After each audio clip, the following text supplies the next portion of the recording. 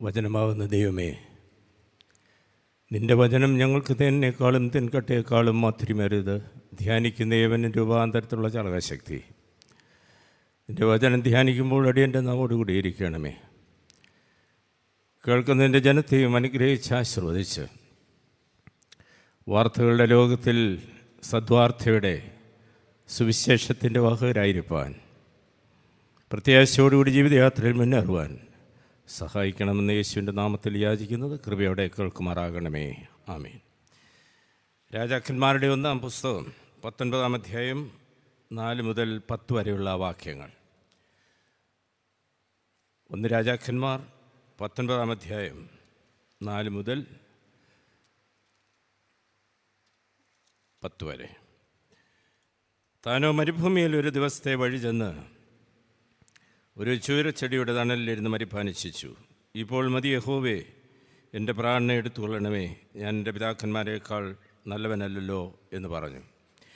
അങ്ങനെ അവൻ ചൂരച്ചെടിയുടെ തണലിൽ കിടന്നുറങ്ങുമ്പോൾ പെട്ടെന്ന് ഒരു ദൂതൻ അവനെ തട്ടി അവനോട് എഴുന്നേറ്റ് തിന്നുക എന്ന് പറഞ്ഞു.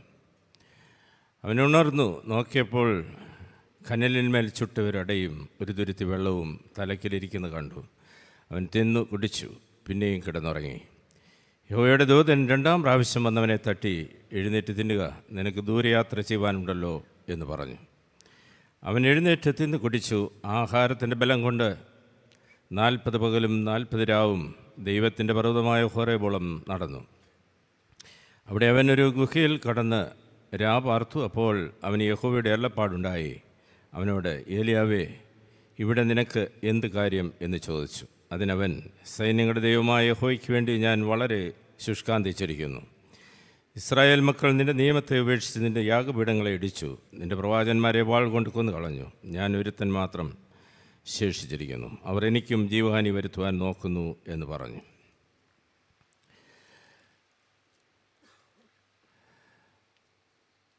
ഈ യോഗത്തിൻ്റെ അധ്യക്ഷൻ അഭിവന്യ സക്രിയാസ് മാർ അപ്രേം തിരുമേനി, അഭിവന്യ തിരുമേനിമാർ, വന്യ വികാരി ജനറൽ അച്ഛന്മാർ, വന്യ വൈദികരെ, സുവിശേഷകരെ, പ്രിയ ദൈവജനമേ, ഏവർക്കും സ്നേഹവന്ദനം.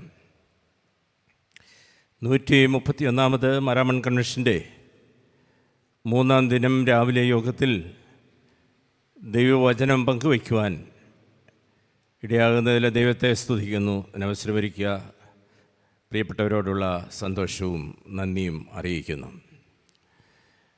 ഈ ഒരാഴ്ച ദൈവവചന കേൾവിയുടെ നാളുകളാണല്ലോ. തീരം തേടുന്നവർക്ക് തീരമണയുവാൻ, ദിശാബോധം നഷ്ടപ്പെട്ടവർക്ക് ദിശാബോധം നൽകുവാൻ, കഴിഞ്ഞ 130 സംവത്സരങ്ങൾ ഈ വചനകൂടാരത്തെ ദൈവം ഒരുക്കി. ഈ വർഷം ഈ ദിനങ്ങളിലൊക്കെ ദൈവവചനം അനേകർക്ക് അനുഗ്രഹമായി ഭവിക്കുവാൻ ദൈവം ഇടയാക്കുന്നു. വാർത്തകളുടെ ലോകത്തിലാണ് നാം ജീവിക്കുന്നത്. സദ്വാർത്തയുടെ സന്ദേശകരാകുവാനായിട്ടുള്ള, വാഹകരാകുവാനുള്ള ദൈവവിളിയാണ് ഓരോ ദൈവവചന കേൾവിയും നമ്മുടെ മുൻപിൽ നൽകുന്നത്. സുവിശേഷം സദ്വാർത്തയാണ്. യേശു നസ്രത്തിലെ ദേവാലയത്തിൽ ചെന്നെഴുന്നേറ്റ് നിന്ന് യെശയ്യാ പ്രവാചകൻ്റെ പുസ്തകത്തിൽ നിന്ന് വായിച്ചത്, ദരിദ്രന്മാരോട് സുവിശേഷം അറിയിപ്പാൻ കർത്താവിനെ അഭിഷേകം ചെയ്തിരിക്കുന്നു.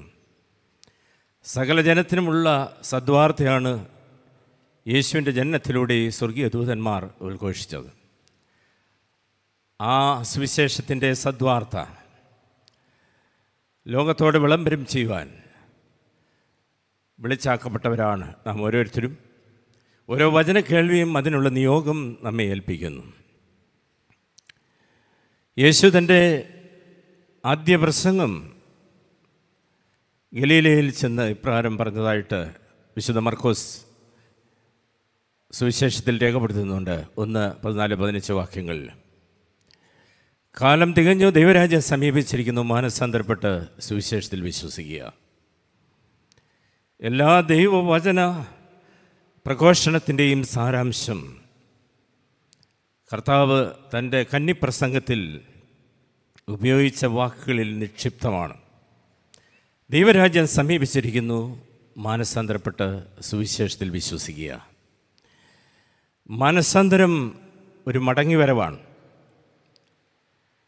പഴയ നിയമ പുസ്തകങ്ങൾ, പ്രവാചക പുസ്തകങ്ങളിൽ നാം വായിക്കുന്നത് എല്ലാ പ്രവാചകന്മാരും ഇസ്രായേൽ ജനത്തോട് പറയുന്നു, ഇസ്രായേൽ ദൈവത്തിങ്കിലേക്ക് മടങ്ങി വരിക, നിന്റെ ദൈവമായ യഹോവയെങ്കിലേക്ക് മടങ്ങി വരിക.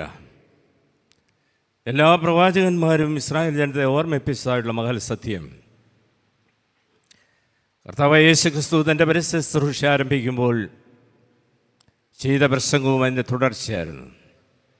ദൈവരാജ്യം സമീപിച്ചിരിക്കുന്നു, മാനസാന്തരപ്പെടുക, സുവിശേഷത്തിൽ വിശ്വസിക്കുക. മാനസാന്തരം ഒരു മടങ്ങി വരവാണ്. ഇന്ന് വായിച്ച വേദഭാഗം അതിനുദാത്തമായുള്ള ഉദാഹരണമാണ് പഴയ നിയമപുസ്തകത്തിൽ നിന്ന്. ദൈവത്തിൻ്റെ ഖണ്ഡിതമായിട്ടുള്ള നിർദ്ദേശപ്രകാരം ആഹാബ് രാജാവിൻ്റെ അടുക്കൽ ചെന്ന് തനിക്ക് പറയുവാനുള്ള സന്ദേശം അറിയിക്കുകയും യഹോവയുടെ ഖണ്ഡിതമായിട്ടുള്ള നിർദ്ദേശപ്രകാരം കിരീത് തോട്ടിൻ്റെ അരികിൽ പോയി താമസമാക്കുകയും ചെയ്ത ഏലിയ പ്രവാചകൻ, 1 രാജാക്കന്മാർ 17-ാം അധ്യായം 7-ാമത്തെ വാക്യത്തിൽ നമ്മൾ വായിക്കുന്നത്, എന്നാൽ ദേശത്ത് മഴ പെയ്യായികയാൽ കുറേ ദിവസം കഴിഞ്ഞ ശേഷം തോട് പറ്റിപ്പോയി. ദേശത്ത് മഴ പെയ്യായികയാൽ കുറേ ദിവസം കഴിഞ്ഞ ശേഷം തോട് പറ്റിപ്പോയി. എന്തുകൊണ്ട് ഇത് സംഭവിച്ചു? ഇന്ന് വായിച്ച വേദഭാഗത്ത് ഗുഹയിൽ കടന്ന് ഒളിച്ചിരിക്കുവാൻ വെമ്പൽ കൊള്ളുന്ന പ്രവാചകനോട്, ഏലിയാവേ, ഇവിടെ നിനക്കെന്ത് കാര്യം? എന്തുകൊണ്ട് ജീവിതത്തിൽ കരുണ പറ്റിയ അനുഭവങ്ങൾ, നഷ്ടബോധങ്ങൾ, നഷ്ടങ്ങൾക്ക് ഒരു ആത്മീയതയുണ്ടോ? നഷ്ടബോധത്തിൻ്റെ ആത്മീയത. തീർച്ചയായിട്ടും ഏലിയ പ്രവാചകൻ തന്നോട് തന്നെ അത് ചോദിക്കുന്നുണ്ടാവും. മടങ്ങി വരിക, ദൈവത്തിങ്കിലേക്ക് മടങ്ങി വരിക. പ്രവാചകന് ലഭിക്കുന്ന സന്ദേശം വേറൊന്നായിരുന്നില്ല.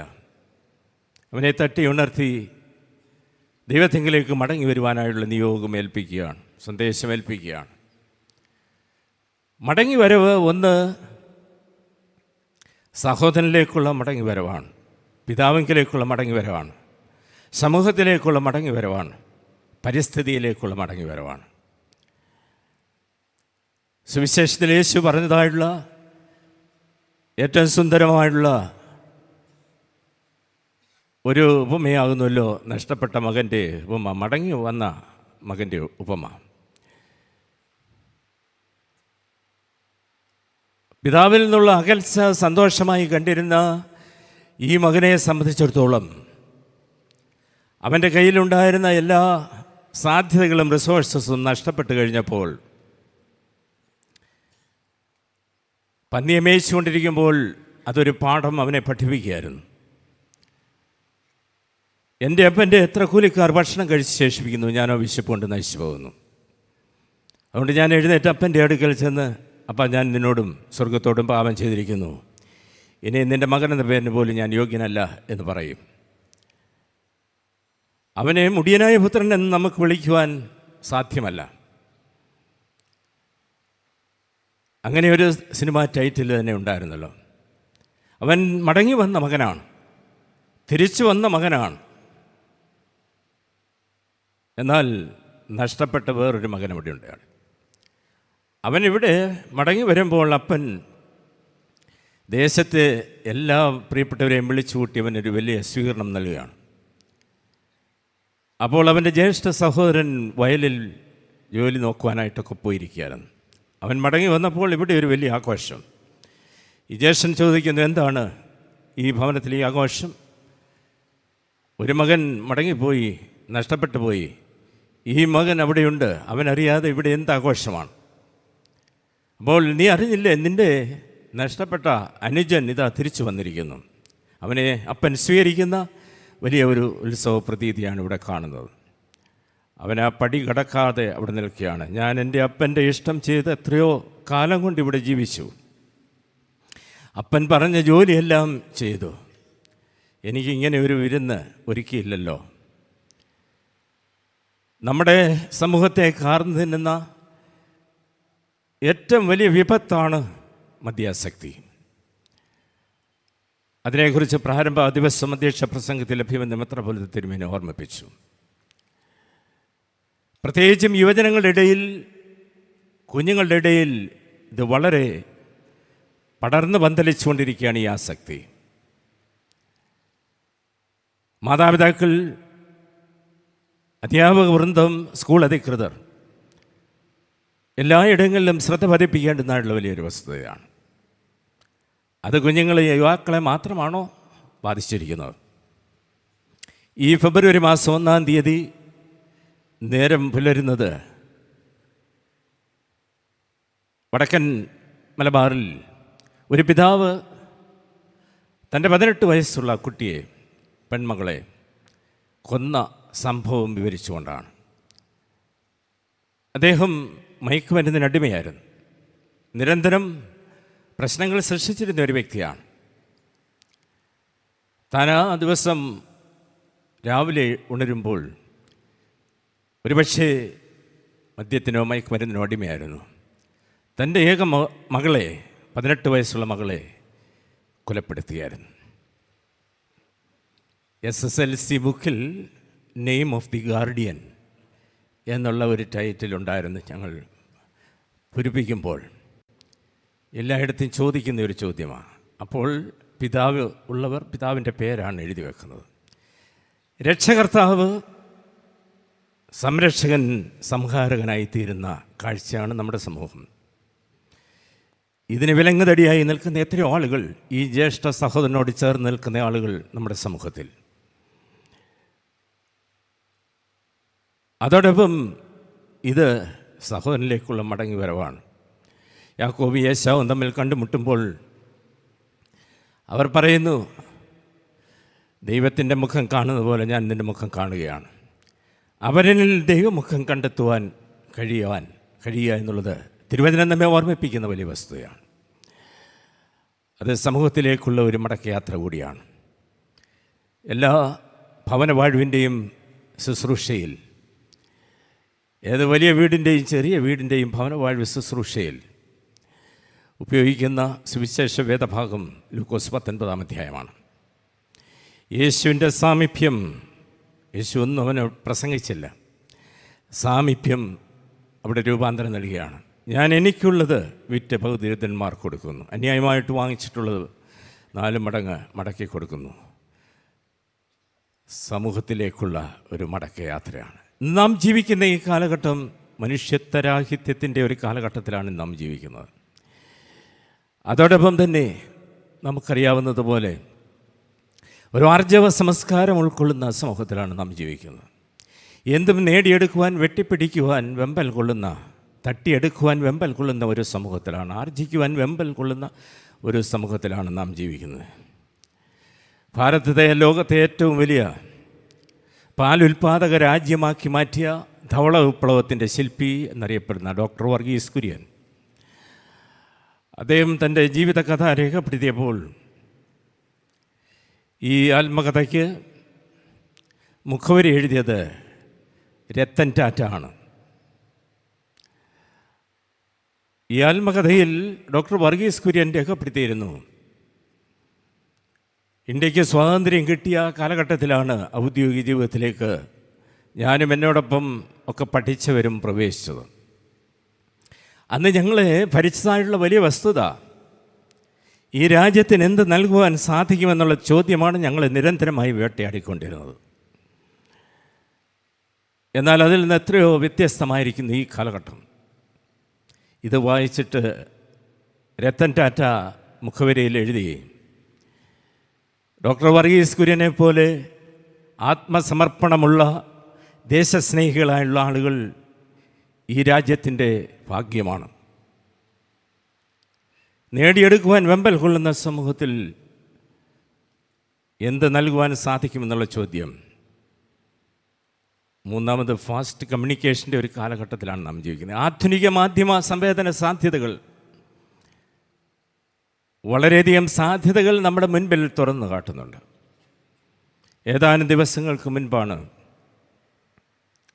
Korean online task game mobile ഫോണിൽ കളിച്ച 3 കുട്ടികൾ ഗാസിയാബാദ് സ്വദേശികൾ. 16, 14, 12 വയസ്സുള്ള 3 കുട്ടികളാണ്. 2 വർഷമായിട്ട് ഈ ഗെയിം അവർ കളിച്ചിരുന്നു.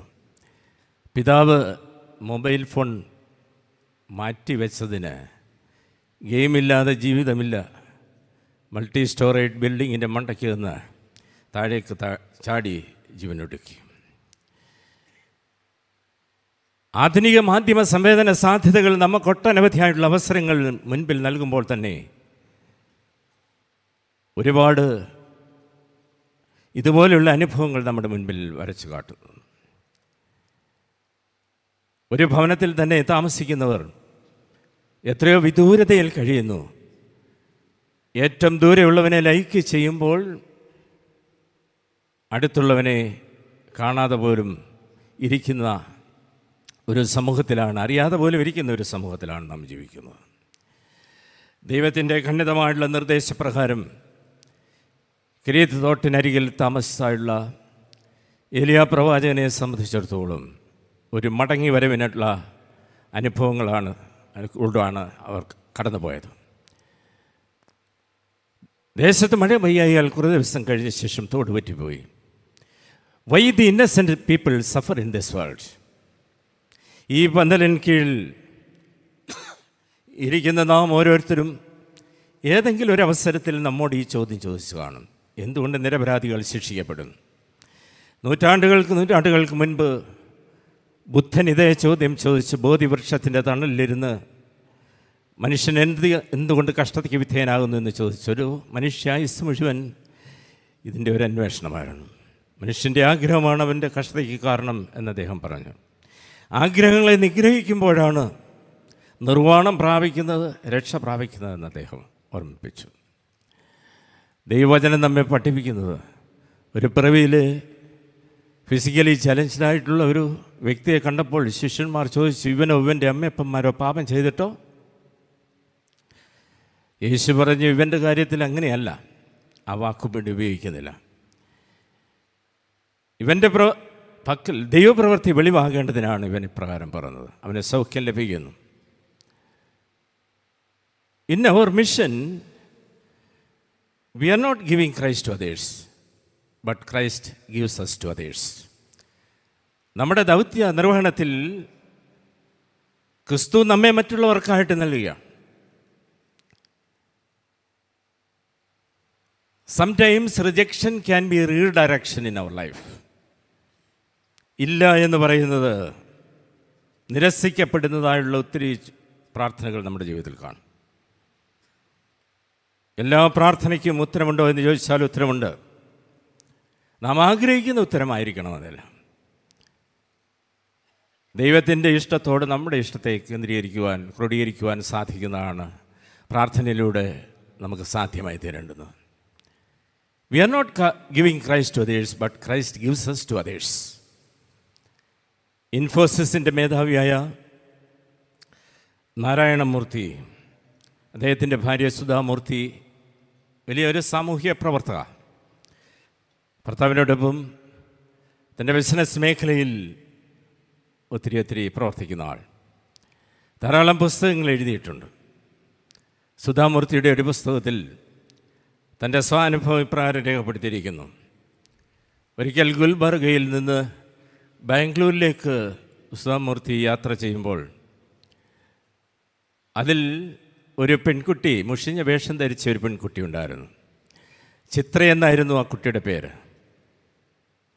ടിക്കറ്റ് നോക്കുവാൻ വേണ്ടി ടിക്കറ്റ് എക്സാമിനർ അവിടെ എത്തി. ഈ കുട്ടിയുടെ പക്കൽ ടിക്കറ്റിലായിരുന്നു. കുട്ടി ഒരുപാട് വഴക്ക് പറഞ്ഞു, നീ അടുത്ത സ്റ്റേഷനിൽ ഇറങ്ങി പോകണം, ഇതിൽ യാത്ര ചെയ്യുവാൻ സാധ്യമല്ല, പണവുമില്ല. ഇത് കണ്ടതായിട്ടുള്ള സുധാമൂർത്തി ആ കുട്ടിയുടെ യാത്രയ്ക്കുള്ള പണം നൽകുകയാണ്. അപ്പോൾ ടിക്കറ്റ് എക്സാമിനർ പറഞ്ഞു, തുടക്കം മുതൽ ഒടുക്കം വരെയുള്ള ടിക്കറ്റിൻ്റെ വില നൽകണം, ഗുൽബർഗയിൽ നിന്ന് ബാംഗ്ലൂരിലേക്കുള്ള ടിക്കറ്റിൻ്റെ വില നൽകണം. അത് കൊടുത്ത് കുട്ടിക്ക് യാത്ര ചെയ്യുവാൻ സാധിച്ചു. ബാംഗ്ലൂർ ഇറങ്ങി തൻ്റെ ബിസിനസ് മേഖലയുമായിട്ടുള്ള ബന്ധത്തിൽ എവിടേക്കോ യാത്ര ചെയ്യാൻ ഓടിപ്പോകുമ്പോൾ ആ ചിത്ര എന്ന പെൺകുട്ടി സുധാമൂർത്തിയുടെ പിന്നാലെ ചെന്നു എന്ന് പറഞ്ഞു, അമ്മ ഇന്നെനിക്ക് പാർക്കുവാൻ ഇടമില്ല, എവിടെയെങ്കിലും പാർക്കുവാൻ ഇടം കണ്ടെത്തി തരണം. സുധാമൂർത്തിക്ക് താല്പര്യം തോന്നി, അനുകമ്പ തോന്നി ചിത്രയെ അങ്ങനെയുള്ള ആളുകളെ പാർപ്പിക്കുന്നവരിടത്താക്കി. അതിന് വേണ്ടുന്നതായുള്ള പണം നൽകി, പഠിക്കുവാൻ ആവശ്യമായുള്ള ക്രമീകരണങ്ങൾ ചെയ്തു. വളരെയധികം നന്നായി പഠിച്ചു, MBA പാസ്സായി അമേരിക്കയിലേക്ക് പറന്നു. ഇവർ തമ്മിൽ വലിയ കണക്ഷൻ പിന്നീടില്ലായിരുന്നു. സുധാമൂർത്തി തൻ്റെ ബിസിനസ് മേഖലയുമായിട്ടുള്ള ബന്ധത്തിൽ അമേരിക്കയിൽ എപ്പോഴോ ഒരു കോൺഫറൻസിനെത്തിയപ്പോൾ ആ കോൺഫറൻസിൽ ഈ ചിത്രയും ഉണ്ടായിരുന്നു.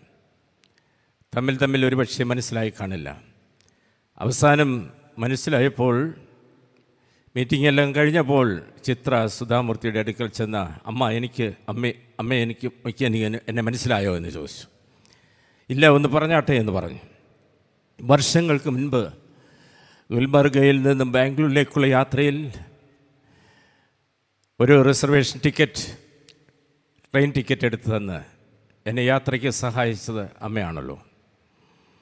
എനിക്ക് പഠിക്കുവാനുള്ള ക്രമീകരണങ്ങൾ ചെയ്തത് അമ്മയാണല്ലോ. ഞാനിപ്പോൾ ഇവിടെ ഒരു നല്ല ബിസിനസ് മേഖലയുമായിട്ട് ബന്ധത്തിലാണ് പ്രവർത്തിക്കുന്നത്. അതുകൊണ്ട് മടക്ക യാത്രയ്ക്ക് എല്ലാ കാര്യങ്ങളും ഞാൻ ക്രമീകരിക്കാം എന്ന് പറഞ്ഞു. അപ്പോൾ സുധാമൂർത്തി പറഞ്ഞു, എനിക്കതിൻ്റെ ആവശ്യമില്ല, ഞാൻ എൻ്റെ ബിസിനസ് പരമായിട്ടുള്ള ആവശ്യവുമായിട്ടാണ് ബന്ധിരിക്കുന്നത്, എല്ലാ ക്രമീകരണങ്ങളുമായിട്ടാണ് വന്നിരിക്കുന്നത് എന്ന് പറഞ്ഞു. അപ്പോൾ ചിത്ര പറഞ്ഞു, അമ്മ അന്ന് എനിക്ക് എടുത്തു തന്ന ടിക്കറ്റ് കേവലം ഒരു ട്രെയിൻ ടിക്കറ്റായിരുന്നില്ല, അത് ജീവിതത്തിലേക്കുള്ള ടിക്കറ്റായിരുന്നു. അതുകൊണ്ടാണ് ഞാൻ ഇന്ന് ഇവിടെ നിൽക്കുന്നത്. അല്ലെങ്കിൽ എവിടെയെങ്കിലും പിച്ച് ചിന്താവുന്ന ഒരു ജീവിതത്തെ ജീവിതം നൽകി വളർത്തിയ അനുഭവം.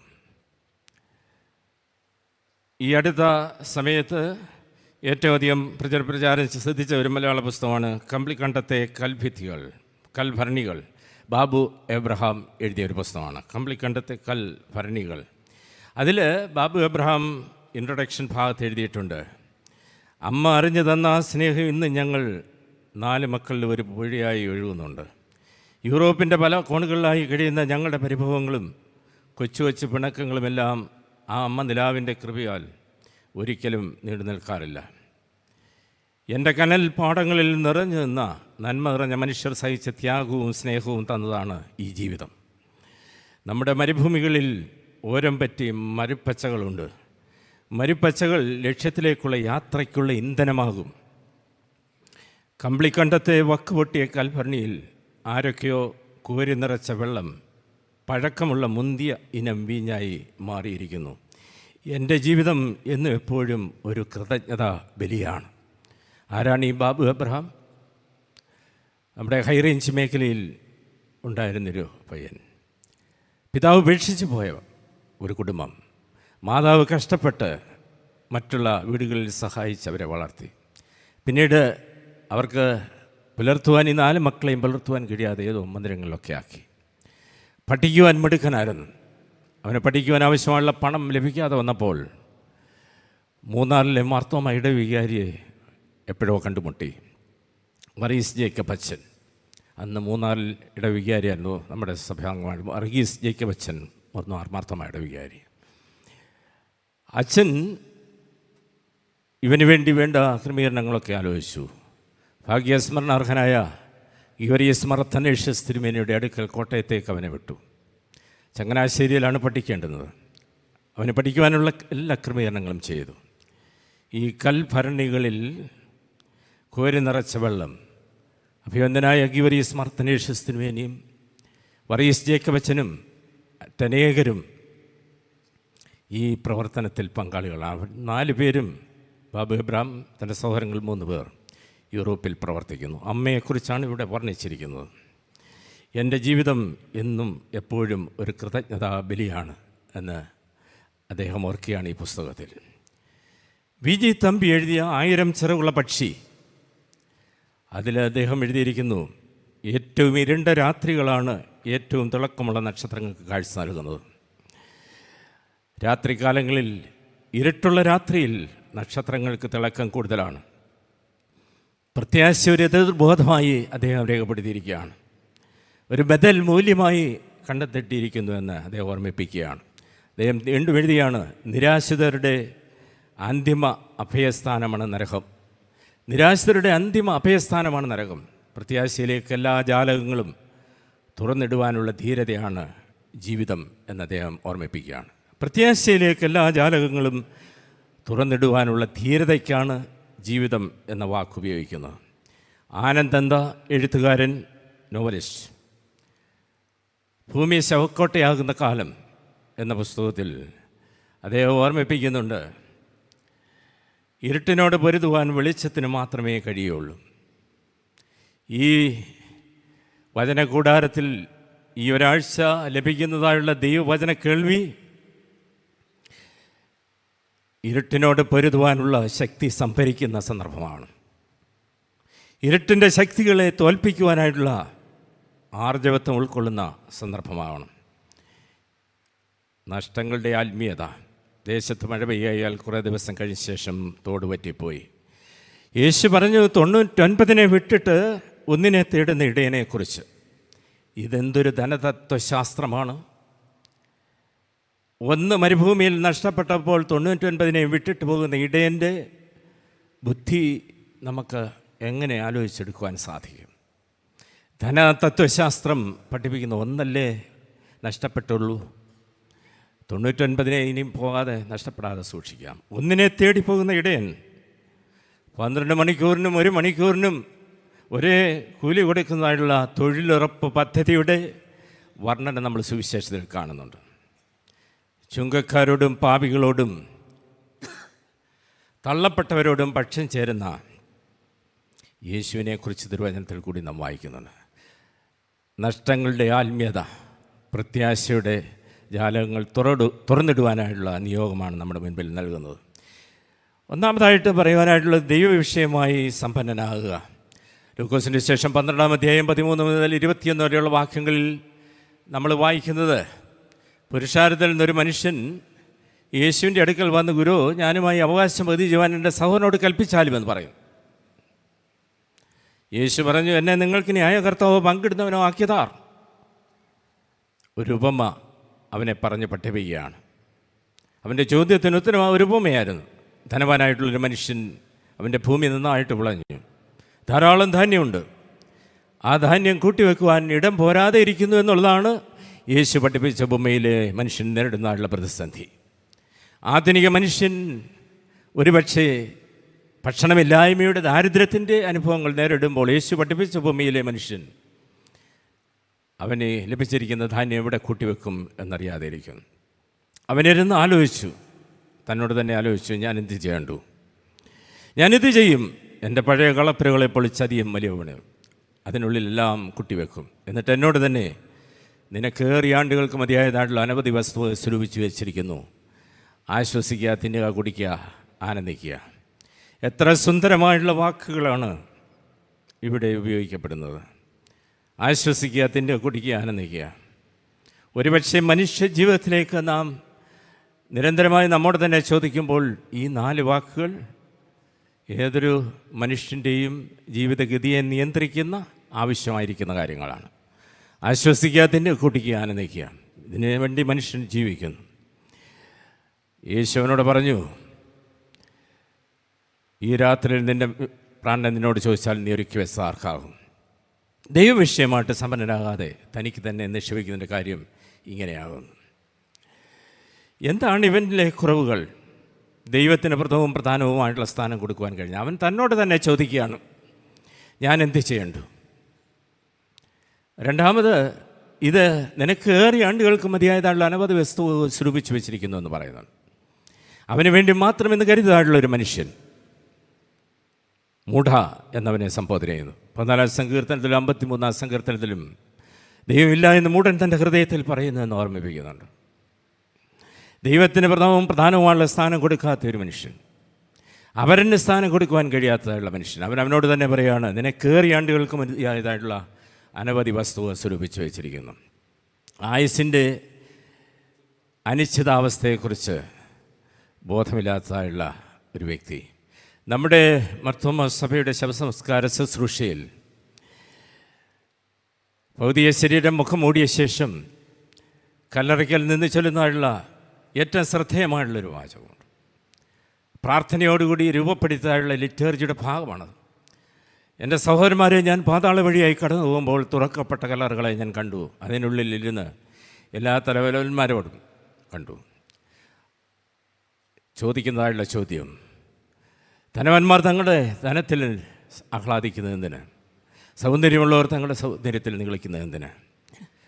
സമ്പത്തുള്ളവർ തങ്ങളുടെ സമ്പത്തിൽ ആഹ്ലാദിക്കുന്നത്. അതുകൊണ്ട് ദൈവീയ സംഗീതക്കാരനായുള്ള ദാവീദേ, നീ നിൻ്റെ കിണറുകളോട് വന്ന് മനുഷ്യൻ താൽക്കാലികനാകുന്നുവെന്ന് പറഞ്ഞ് ഞങ്ങളെ കേൾപ്പിക്കുക. 9 പ്രാവശ്യം ഹല്ലേലൂയ, ദൈവമേ നിനക്ക് സ്തുതി പറയാറുണ്ട്. മനുഷ്യൻ്റെ ആയുസ്സിൻ്റെ പരിമിതിയെക്കുറിച്ച് ബോധ്യപ്പെടുത്തുന്ന അതിമനോഹരമായുള്ള പ്രാർത്ഥന ശ്രദ്ധിക്കുന്ന ഒരു സന്ദർഭം. ദൈവവിഷയമായിട്ട് സമ്പന്നനാകാതെ തനിക്ക് തന്നെ നിക്ഷേപിക്കുന്ന ഒരു കാര്യം എന്താണ്? ഇന്ന് യേശു ഈ ഉപമയിലൂടെ ആ മനുഷ്യനെ പഠിപ്പിക്കുകയായിരുന്നു. ബ്രസീലിയൻ നോവലിസ്റ്റായിരുന്ന പൗലോ കൊയ്ലോയുടെ 5th മൗണ്ടൻ എന്ന് പറയുന്ന ആ നോവലിൽ ഏലിയാവിൻ്റെ കാലത്ത് ഏകസത്യമായ ദൈവമായ യഹോവയിൽ നിന്ന് അകന്നുപോയ ആഹാബ് രാജാവിനും ദേശത്തിനും ലഭിച്ചതായുള്ള ശിക്ഷാവിധിയായിരുന്നു അവിടെ ഉണ്ടായിരുന്ന കൊടിയ വരൾച്ച. അതിനെക്കുറിച്ച് വളരെ ഭംഗിയായി രേഖപ്പെടുത്തിയിട്ടുണ്ട്. മാധവ് ഗാഡ്ഗിൽ ഹരിതാപമായ ഓർമ്മ എന്ന തലക്കെട്ടിൽ പത്രത്തിൽ വന്നു ജനുവരി മാസം 9 തീയതി. ഹരിതാപമായ ഓർമ്മ. മാധവ് ഗാഡ്ഗിൽ ആരായിരുന്നു? പരിസ്ഥിതി ശാസ്ത്രജ്ഞനാണ്. അദ്ദേഹം എഴുതി, നമ്മുടെ രാജ്യത്ത് നേരിടുന്ന പല പരിസ്ഥിതി പ്രശ്നങ്ങളും സമീപസമയത്തെ പലത് അദ്ദേഹം രേഖപ്പെടുത്തിയിട്ടുണ്ട്. മനുഷ്യൻ പ്രകൃതിയോട് കാണിച്ച ക്രൂരതയുടെ ഭാഗം, ദൈവത്തിൽ നിന്നുള്ള അകൽച്ച, അവരിൽ നിന്നുള്ള അകൽച്ച, പരിസ്ഥിതിയിൽ നിന്നുള്ള അകൽച്ച. അതുകൊണ്ടാണ് മാധവ് ഗാഡ്ഗിൽ രേഖപ്പെടുത്തിയത്, മനുഷ്യനിർമ്മിതമായുള്ള ഒട്ടനവധിയായുള്ള പരിസ്ഥിതി പ്രശ്നങ്ങൾ ഈ കാലഘട്ടത്തിൽ നടന്നുകൊണ്ടിരിക്കുന്നു. ചൂരൽമല മുണ്ടക്കൈ 2024 ജൂലൈ 29 തിങ്കളാഴ്ച രാത്രി 2 ഗ്രാമങ്ങൾ തൂത്തെറിയപ്പെട്ടു. ഒരുമിച്ചുറങ്ങിയവർ, ഒരുമിച്ച് ഭക്ഷണം കഴിച്ചവർ നേരം വെളുത്തപ്പോൾ പലരെയും കണ്ടെത്താൻ കഴിഞ്ഞില്ല.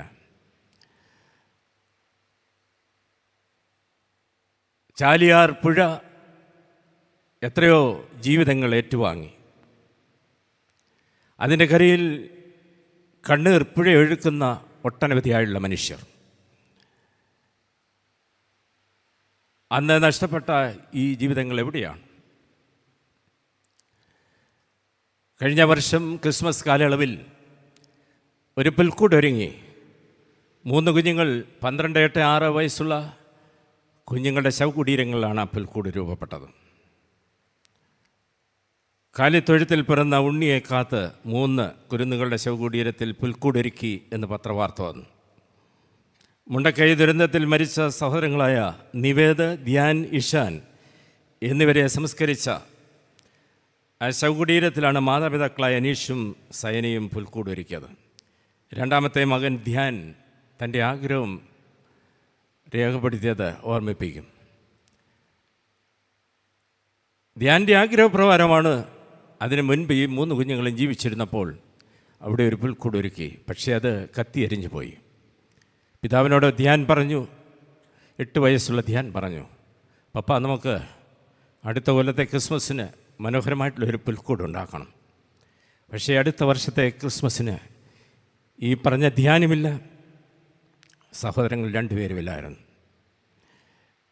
മാതാപിതാക്കൾ ആ പ്രിയ കുഞ്ഞുങ്ങളുടെ ആഗ്രഹത്തിലൂടെ ചരിക്കുകയായിരുന്നു. പുൽക്കൂടൊരുക്കി ഏതാണ്ട് 300 പേരെ അടക്കിയിരിക്കുന്ന പുത്തുമല എന്ന് പറയുന്ന സ്ഥലത്ത് ശവകുടീരങ്ങളിൽ ഈ 3 കുഞ്ഞുങ്ങളെ അടുപ്പിച്ചടക്കിയിരിക്കുന്ന ഇടത്ത് പുൽക്കൂടൊരുക്കി. ആഗ്രഹം സഫലമാക്കിയായിരുന്നു. അതിൽ കൂടെ സഞ്ചരിക്കുകയായിരുന്നു. മാർത്തോമാ സഭ 3.5 ഏക്കർ സ്ഥലം മുണ്ടക്കൈ ചുരൽമല ഇടങ്ങളിൽ വയനാട് ദുരന്തത്തിൽ പാർപ്പിടം നഷ്ടപ്പെട്ടവർക്ക്, പ്രിയപ്പെട്ടവരെ നഷ്ടപ്പെട്ടവർക്ക് വേണ്ടി വാങ്ങി അവിടെ ആവശ്യത്തിലിരിക്കുന്നവർക്ക് വേണ്ടി ഭവനങ്ങൾ നിർമ്മിക്കുവാൻ ജനുവരി മാസം 15-ാം തീയതി അഭിമന്യ മെത്രാപ്പോലീത്ത തിരുമേനി കല്ലിടുകയും ചെയ്തു. അതിവേഗം അതിൻ്റെ പണി നടത്തണമെന്ന് അത്രേ താല്പര്യപ്പെടുന്നത്. ക്രമീകരണങ്ങൾ ചെയ്തുകൊണ്ടേയിരിക്കുന്നു. ദൈവവിഷയമായി സമ്പന്നനാകുക, ദൈവത്തിൻ്റെ നന്മയോടൊപ്പം എത്താനുള്ള സഞ്ചാരത്തെയാണ് ജീവിതമെന്ന് പറയുന്നത്. ആത്യന്തികമായുള്ള നന്മ ദൈവമാണ്. ആ ദൈവത്തെങ്കിലേക്കുള്ള പ്രയാണത്തിനുള്ള നിയോഗമാണ് ഓരോ ദൈവവചന കേൾവിയും നമുക്ക് നൽകുന്നത്. ആർജിക്കുവാൻ വെമ്പൽ കൊള്ളുന്ന സമൂഹത്തിൽ ലളിതം എന്ന വാക്ക് ശബ്ദതാരാവലിയിൽ സൗന്ദര്യം എന്ന അർത്ഥം അതിന് നൽകിയിട്ടുണ്ട്. ലളിതം എന്ന് പറയുമ്പോൾ അതിന് സൗന്ദര്യം എന്നുള്ള ഒരർത്ഥം കൂടി ശബ്ദ താരാവലി നൽകുന്നുണ്ട്. എൻ്റെ ലാളിത്യമാണ് എൻ്റെ സൗന്ദര്യം, മഹാത്മജി പറഞ്ഞു. അസീസിയിലെ ഫ്രാൻസിസ് പറഞ്ഞു. മദർ തെരേസ ഈ ലാളിത്യത്തിൻ്റെ ആൾ രൂപങ്ങളായിരുന്നു. കടൽക്കരയിലെ ക്രിസ്തു എന്ന് പറയുന്ന പുസ്തകവും ഐസക് ഈപ്പൻ കോഴിക്കോട് ഇടവക അംഗമാണ്.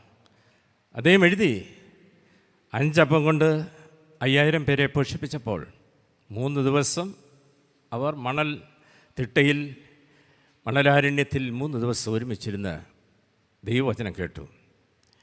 വിശന്നപ്പോൾ ഇവർ 3 ദിവസമായിട്ട് ഇപ്രകാരം വിചാരിക്കുന്നല്ലോ, അവർക്ക് ഭക്ഷിപ്പാൻ നൽകണമെന്ന് ശിഷ്യന്മാരോട് യേശു പറയും.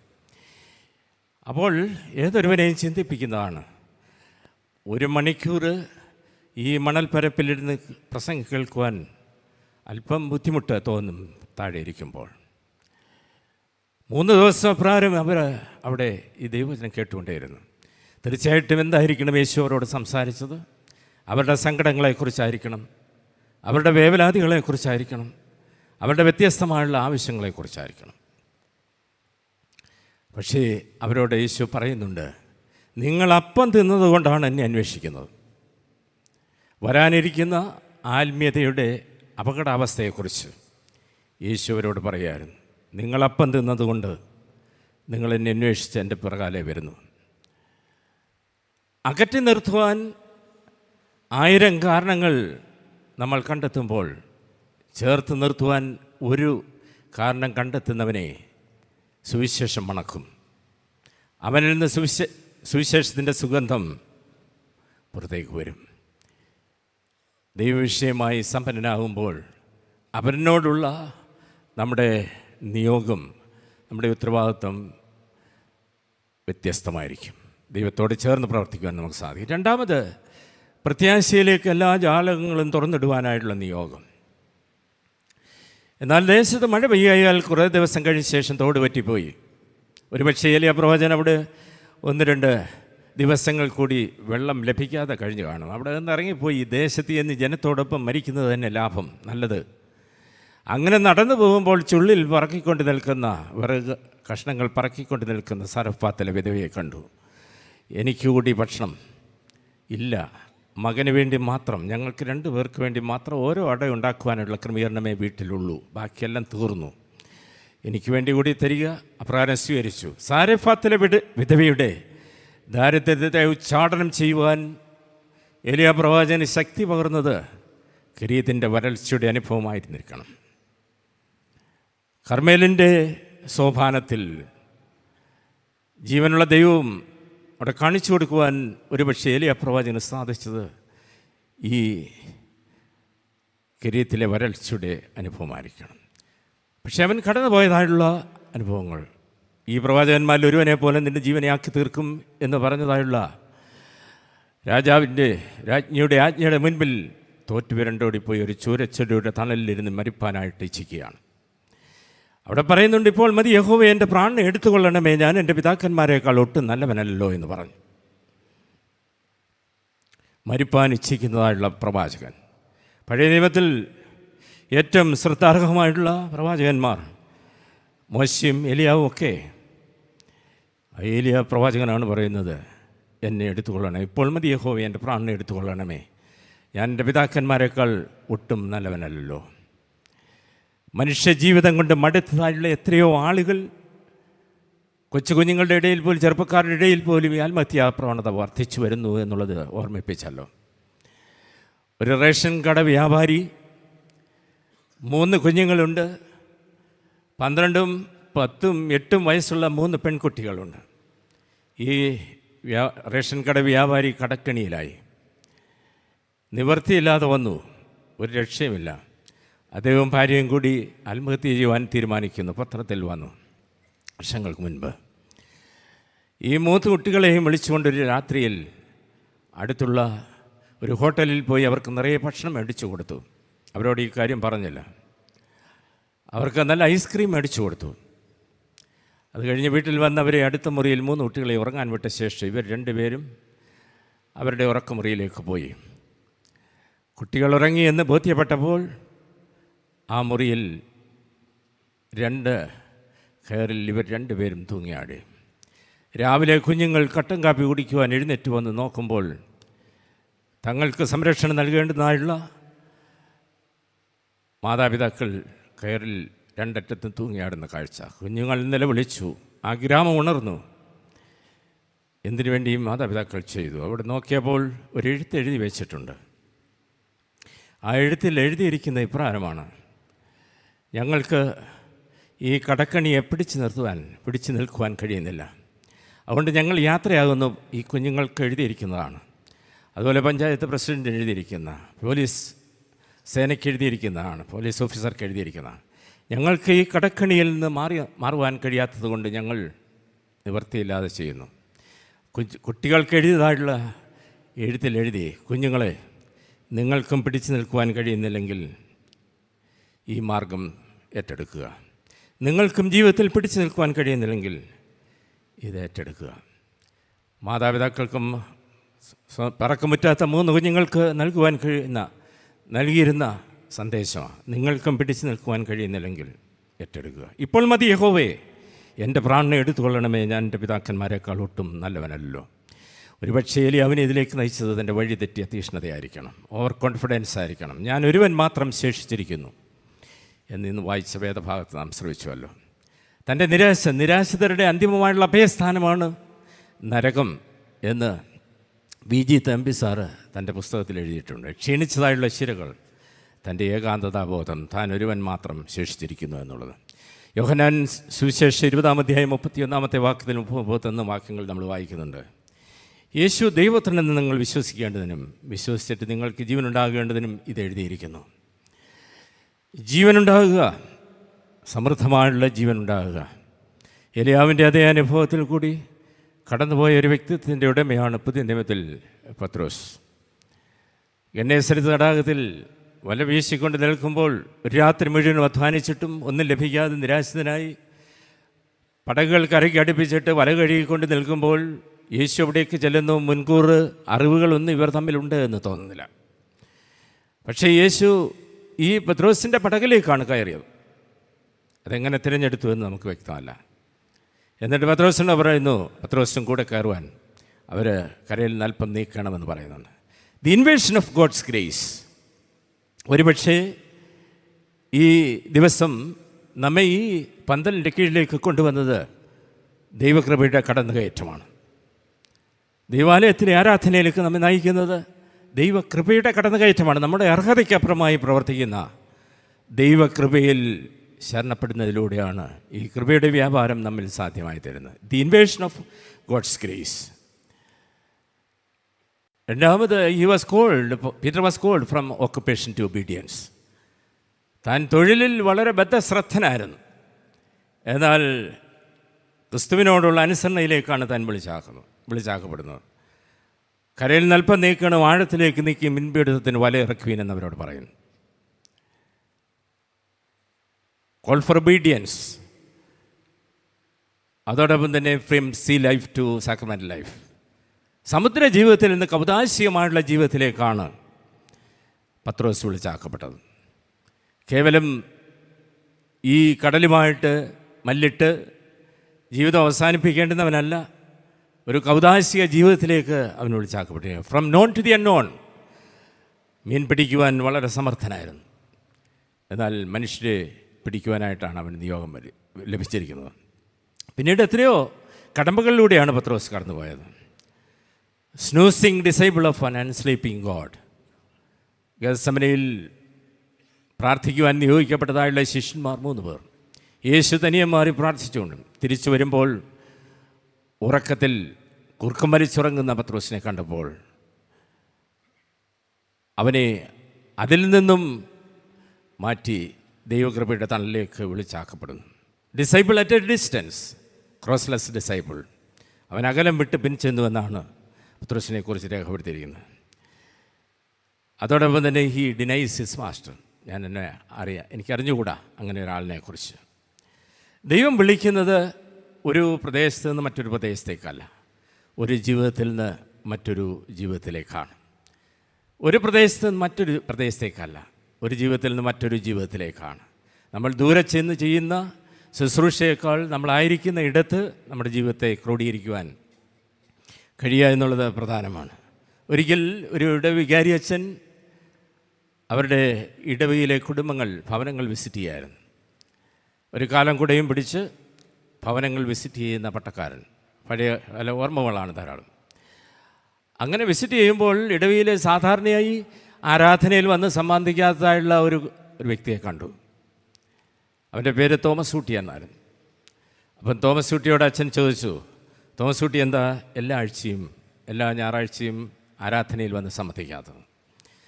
അദ്ദേഹം ഒന്നും പറഞ്ഞില്ല. വീണ്ടും ചോദിച്ചു, എല്ലാ ആഴ്ചയും ആരാധനയിൽ വരിക മാത്രമല്ല വിശുദ്ധ കുർബാനയും സ്വീകരിക്കണം. എത്ര നാളായി വിശുദ്ധ കുർബാന സ്വീകരിച്ചിട്ട്?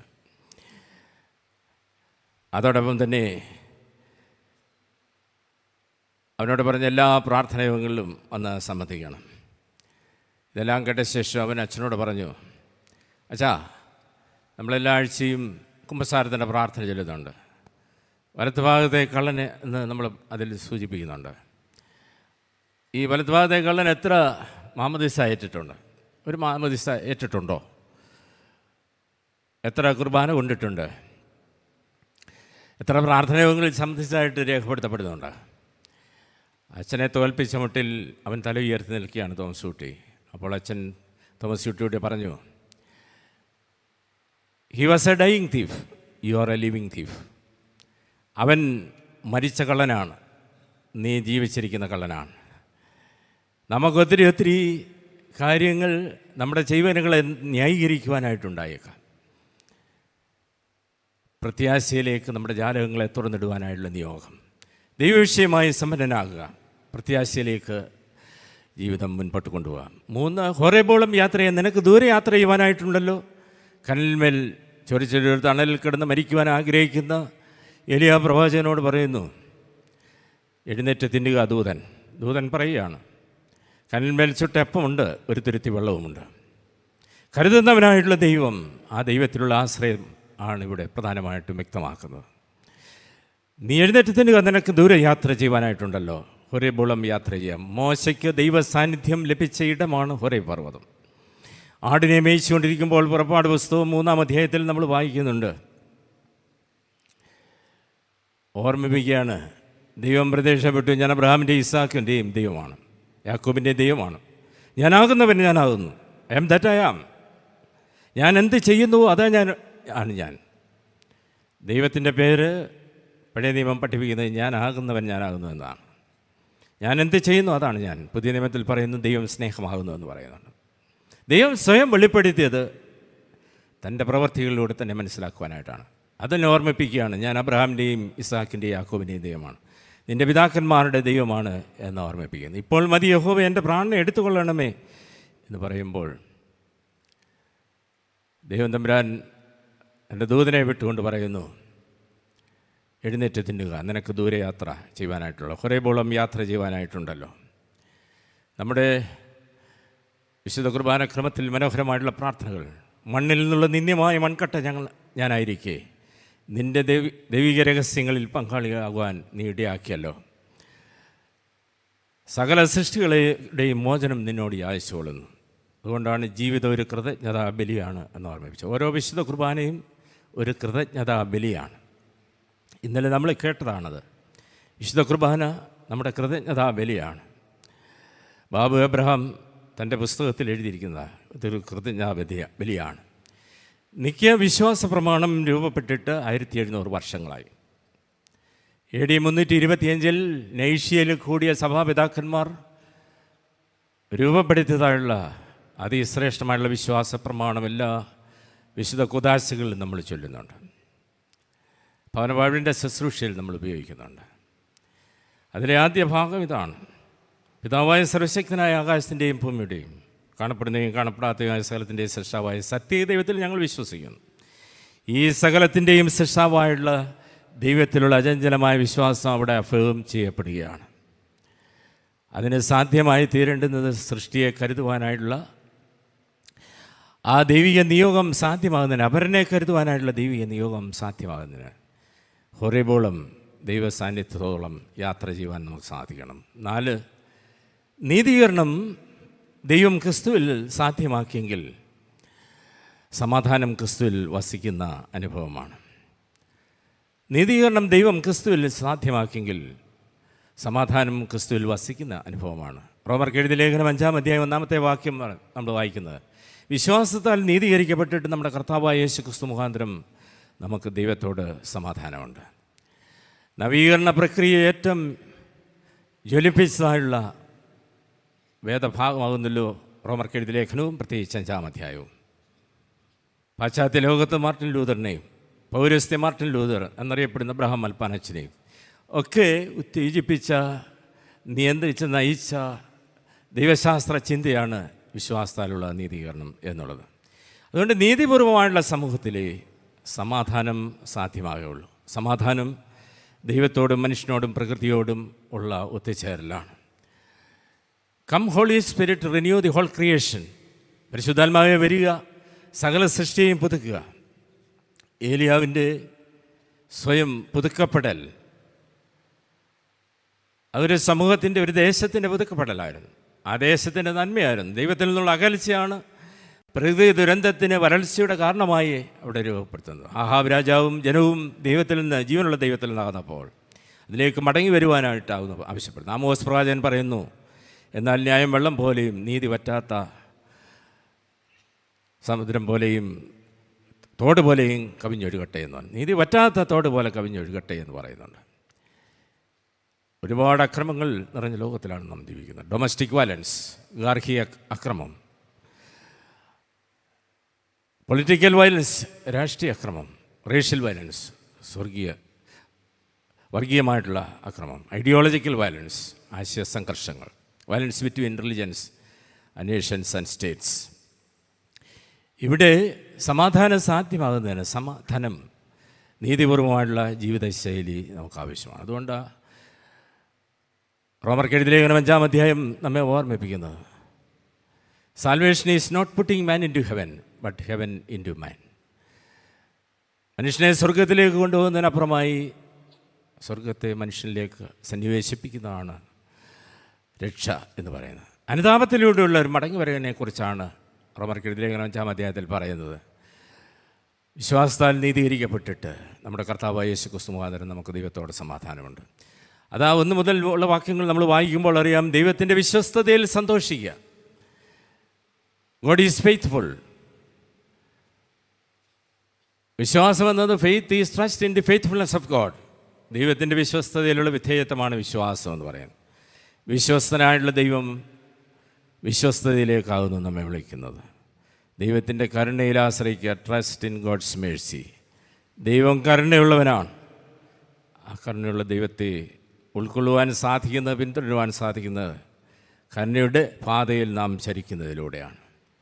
സഭ അങ്ങനെ നിരപ്പ് ലഭിച്ച ഒരു സമൂഹമാണ്. ഇന്ന് നാം നോക്കുമ്പോൾ ബന്ധങ്ങൾ ഉപയോഗ അധിഷ്ഠിതമായി തീരുന്നില്ല. യൂട്ടിലിറ്റി ബേസ്ഡ് ആണ്. എനിക്ക് എന്ത് നേടിയെടുക്കുവാൻ കഴിയും എന്നുള്ളതിനെ ആശ്രയിച്ചാണ് നമ്മുടെ ബന്ധങ്ങൾ രൂപപ്പെടുന്നത്. ഈ സമീപനം പ്രപഞ്ചത്തിലെ ഇതര മറ്റ് സൃഷ്ടികളോട് പഞ്ചവിഭവങ്ങളുടെ വിനിയോഗത്തോട് നമ്മൾ പ്രയോഗിക്കുന്നുണ്ട്. അതുപോലെ പരാജയങ്ങൾ ജീവിതത്തിൻ്റെ ഭാഗമായി കാണുവാൻ കഴിയാത്തത് ദർശനം. നേടുന്നത് ദൈവാനുഗ്രഹം ആയി കാണുന്ന, പങ്കുവയ്ക്കുന്ന സംസ്കാരം വളർത്തിയെടുക്കുവാൻ കഴിയാത്തതായുള്ള ഒന്ന്.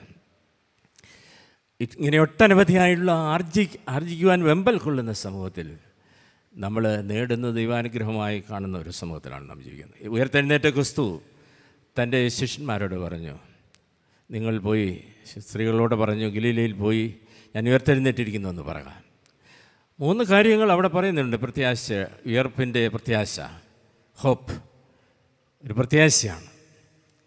Transformation of the suffering body, ഉയർത്തെഴുന്നേറ്റ ക്രിസ്തു തൻ്റെ ശിഷ്യന്മാർക്ക് അതേ രാത്രിയിൽ പ്രത്യക്ഷനായി. വാതിലടച്ചിരിക്കെ, യഹൂദന്മാരെ പേടിച്ച് വാതിലടച്ചിരിക്കെ ഉയർത്തെഴുന്നേറ്റ ക്രിസ്തു ശിഷ്യന്മാർക്ക് പ്രത്യക്ഷനായി. യോഹന്നാൻ 20-ാം അധ്യായത്തിൽ നമ്മൾ വായിക്കുന്നുണ്ട്. അവരോട് പറയുന്നു, നിങ്ങൾക്ക് സമാധാനം. അവരുടെ കൈയും വിലാപ്പുറവും യേശു കാണിക്കുന്നു. കയ്യിൽ ആണിപ്പഴുതുണ്ട്, വിലാപ്പുറത്ത് മുറിവുകളുണ്ട്. എന്നിട്ട് അവരുടെ മേൽ ഊതി, നിങ്ങൾ പരിശുദ്ധാത്മാവിനെ കൈക്കൊള്ളുവേൻ, പിതാവിനെ യേശു പോലെ ഞാനും നിങ്ങളെ അയക്കുന്നു എന്ന് ഓർമ്മിപ്പിക്കുന്നു. പിതാവിനെ യേശു പോലെ ഞാൻ നിങ്ങളെ അയക്കുന്നു. എന്താണ് ഇതിൻ്റെ അർത്ഥം? എന്തുകൊണ്ടാണ് യേശു തൻ്റെ കയ്യും വിലാപ്പുറവും ശിഷ്യന്മാരെ കാണിച്ചിട്ട് അവരുടെ മേൽ ഊതി പരിശുദ്ധാത്മാവിനെ കൈക്കൊള്ളുവീനെന്ന് പറഞ്ഞത്? ആദ്യം സമാധാനം ആശംസിക്കുകയാണ്. എൻ്റെ അർത്ഥം, പിതാവായ ദൈവം തൻ്റെ ആദ്യ മിഷനറിയായിട്ട് എന്നെ ഈ ലോകത്തിലേക്ക് അയച്ചു, ഞാനും നിങ്ങളെ അയക്കുന്നു. എനിക്ക് ലഭിച്ചത് എൻ്റെ കയ്യിലും വിലാപ്പുറത്ത് നിങ്ങൾ കാണുന്നുണ്ട്. എനിക്ക് ലഭിച്ചത് ക്രൂശാണ്.